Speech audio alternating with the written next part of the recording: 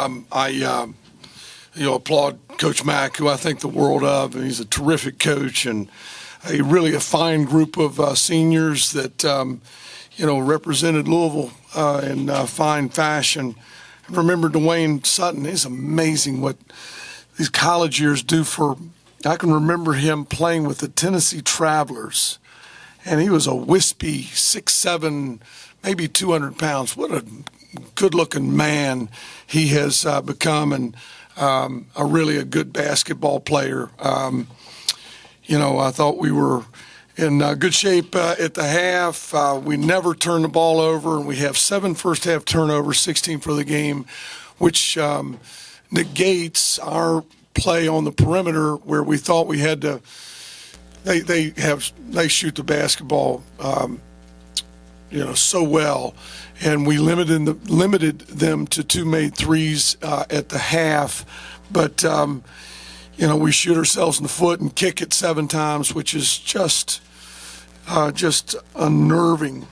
2 charges, we step out of bounds twice, but not a bad start to the half, but we just quick possessions, 2 bad shots, really a bad turnover in transition, and now you're down 10 and you got a problem. I'm rambling. Go ahead. So whatever you want. Get you guys a mic if you want to raise your hand.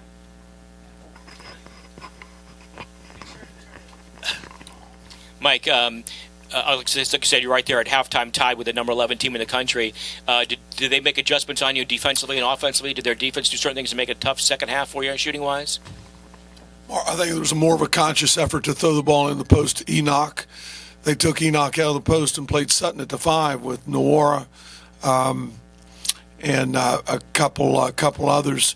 I don't think there was anything drastic, nothing that Chris typically does throughout the course of the game. We're a little bit different because we're so damn small.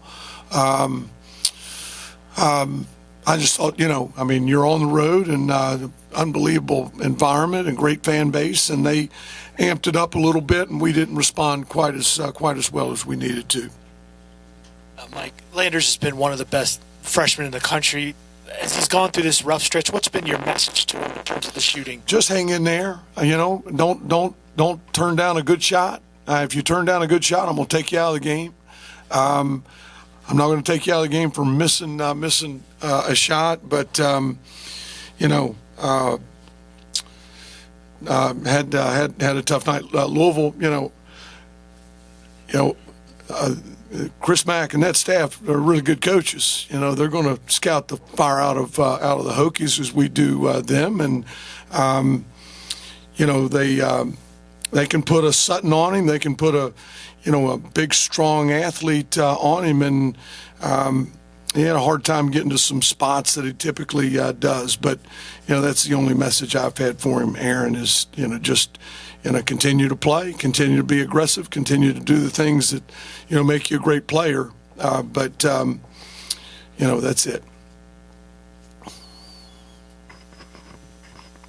Obviously, you saw Jordan Noora, one of the better players in this conference. What about him made him tough to defend? He's so big. He's so big, and he's one of those. I've had a couple of them, not as good as him. He's got a little fade on his jump shot, which makes it really hard to contest effectively. He's a terrific catch-and-shoot player, and size, a big, strong body, and get his shoulders by you and get fouled. And he's as good as advertised. I knew that coming in. I've seen him play a lot. Certainly seen him play a lot over the last couple of days in our preparation for the Cardinal. How do you see the conference shaping up at this point? Going into the tournament, is there one team that you think is head and shoulders above the rest, or is it pretty even? I think the records would indicate. I think Louisville, Duke, Florida State are ahead of the pack. UVA's right there. UVA's playing awfully good basketball. You guys saw Clemson on the road. Brad's got those guys playing awfully well, having beaten Duke, Florida State, and Louisville. but I think still a week out from the ACC tournament, those top three are, with the exception of Duke, who, freshmen, just big, strong, athletic people. I think Louisville, Duke, and Florida State are still the cream of the crop. And now that you've seen Louisville, what about them offensively and defensively? Did impress you tonight? Oh, they're so explosive offensively. They need Williams back. I really like him, and I hope he's back really soon. I think, and I told Coach Mack and Dino, who I've known forever before the game, and they could still do great things this month, but I think Williams is one of those difference makers that, maybe allow you to play well into the month. And his absence, you can feel his absence, that presence in the post, and rotating those guys in there. I know that's how Chris wants to play.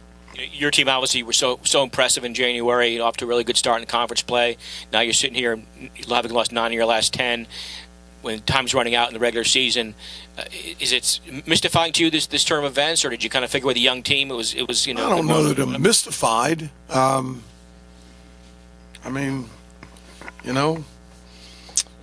We've had our chances, and you're aware of all of those. No, I'm not mystified. It's the game, it's the league, and maybe. We haven't played as well, and I take a great deal of responsibility in that. Thanks, guys.